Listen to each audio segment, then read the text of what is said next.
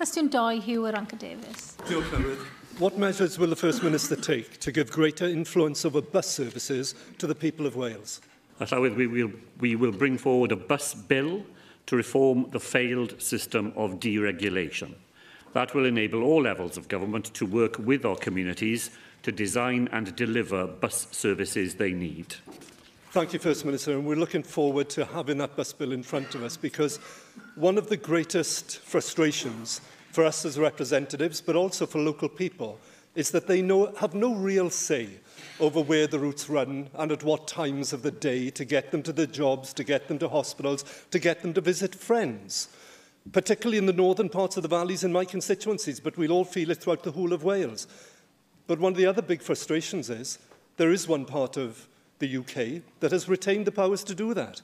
When we had that disastrous, utterly disastrous deregulation back in the 80s, where the powers were stripped away from any democratic input into control over buses and routes and services and so on, one place kept it, and it was London. And in London, the passenger numbers have gone up, the routes have been sustained, the investment has been massive. Everywhere else, it has fallen away. So can we have the assurance that that bill will come forward, and can he clarify for us what that will mean for people to have an input into where the routes that serve their communities go, and that keeps their lives and their livelihoods, gives some chance to sustain them? Well, so I'm very pleased to give the member an assurance that that bill is in the final stages of its preparation. It's a complex bill, but it will come in front of the Senedd. One of the fundamental ways in which it will change the bus landscape in Wales is this. The system we have inherited and the system that we have run up until now is one that pays in a subsidy per journey per passenger.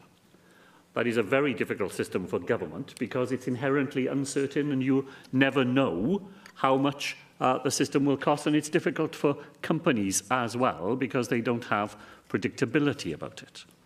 The future will be about subsidising routes, not individuals, so that we will have a planned, agreed, stable and subsidised system of bus transport here in Wales, so that those routes which are socially necessary, and that's how we will be consulting the public, of course. We will be looking to see their views of those routes which are socially necessary, but not commercially viable.